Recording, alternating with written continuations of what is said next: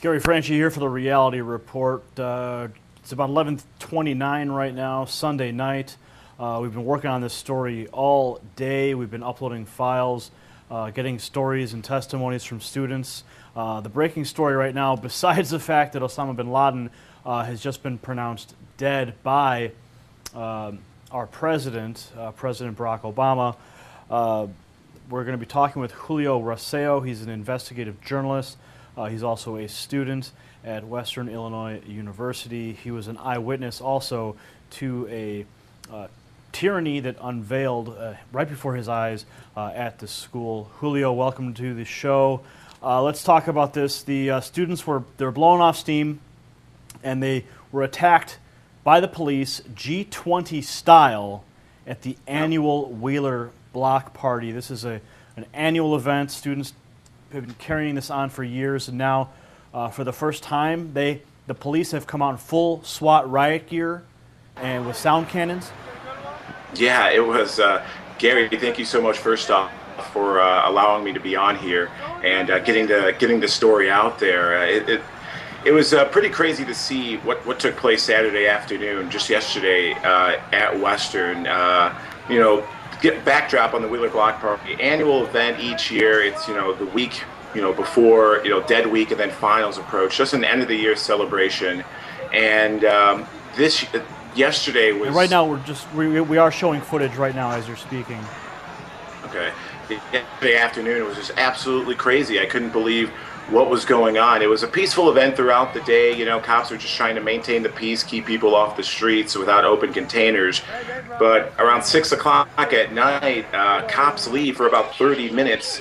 And then, we see some students, get a little out of hand. No cops in the vicinity at all until I noticed several police officers just hanging on the middle of Wheeler Street, allowing students, several students, not all students, maybe about a group of 3 or 4, and then a group of students came in to watch, but literally saw these students, put a bicycle on top of a stop sign and just, allowing it to happen, not making any arrest.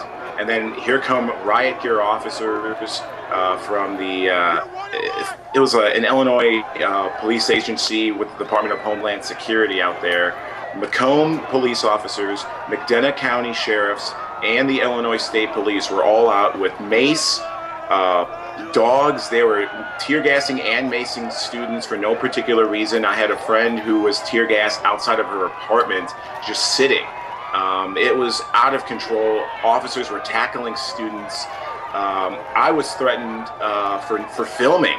An officer told me I was infringing on their jobs, eavesdropping law or something like that. So they were threatening me and other activists out there filming. And you're a broadcast student, so you obviously have the media credentialed ability to be there and to record and document and to get the testimony of students. Now we know that they were lining up using their standard tactics for crowd suppression, but these people were clearly they were in their yards. They were in their yards, in their properties, and the footage that we've also seen is that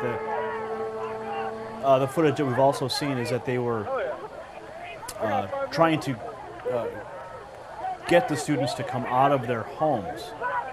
Right. I want to read to you, this is the United States Constitution. I'm a member of Young Americans for Liberty at Western Illinois University, a great group of young activists. Fourth Amendment, the right of the people to be secure in their persons, houses, papers, and effects against unreasonable searches and seizures shall not be violated, and no warrants shall issue but upon probable cause supported by oath or affirmation, and practically describing the place to be searched and the persons or things to be seized.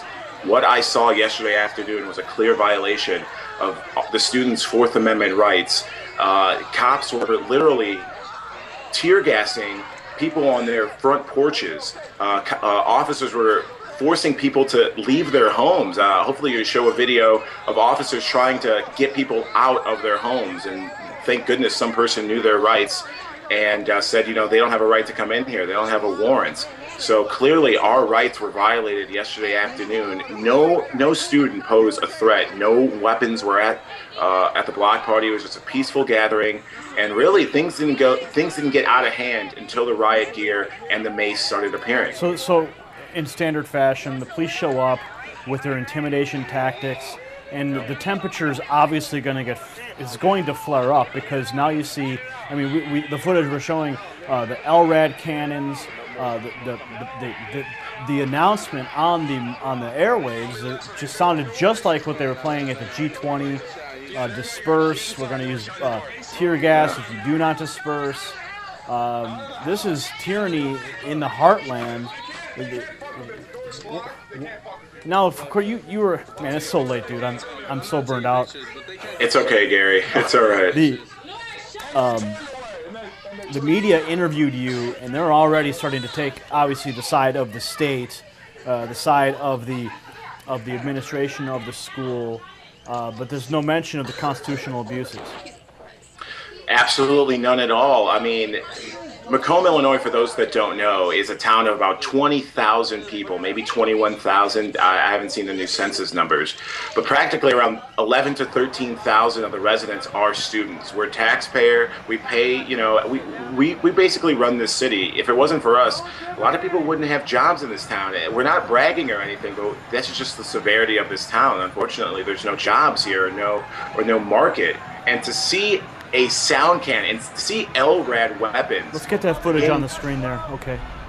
Okay, to describe it, I had to get this footage. I've seen, police state for the rise of FEMA. I saw what happened in the G20 in Toronto and Pittsburgh and London, all over the world. I knew this weapon was used in Iraq and Afghanistan to kill our eardrums, and to see it in Macomb, Illinois was completely unnecessary. I couldn't sleep last night. I thought I was, hearing this LRAD in my sleep last night. This thing was very dangerous. I saw officers, literally, folks, point the LRAD weapon at apartment complexes. I was on the balcony. I saw it with my own two eyes. So the question in my eyes is, why was this weapon used at a peaceful end of the year gathering? It was completely unnecessary.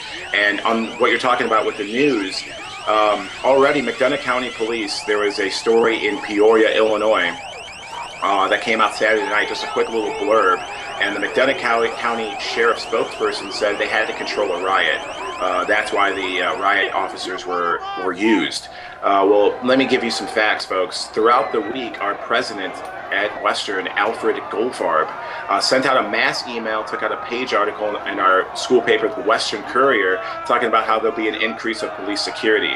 My friend emailed the president asking him, because there have been rumors that turned into confirmations and facts from students who have family members who are law enforcement agents, admitting that there will be riot gear officers. So this was Tuesday, Wednesday.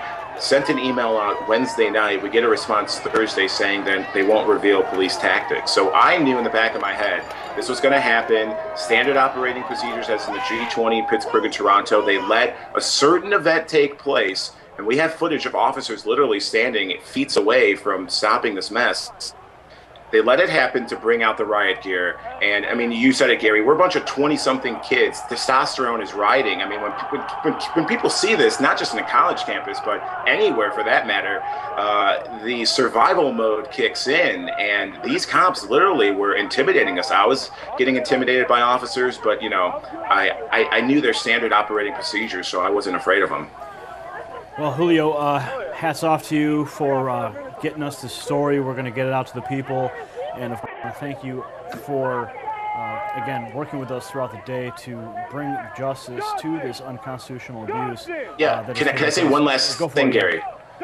Yeah, I just hope anyone who's watching, please get this story out there. The university and the police officers are going to spin it that we were reckless and crazy. As you can see behind me, that's the Gadsden flag. Your film, Gary, Don't Tread on Me, inspired me to look into states' rights. My rights were infringed. I felt I wasn't a citizen yesterday afternoon. I'm going to get Oath Keepers. I want to talk to them. I want to talk to anyone who's a constitutional lover. I mean, the youth's freedom were infringed, and it goes to show you that not many youths care for authority figures like a Barry Soetoro in Washington. Thank you so much, Gary, for your help. All right, Julio, once again, thank you so much for joining us on this very late edition of the Breaking Story of the constitutional abuses and the police riot tactics taking place earlier today at Western Illinois University.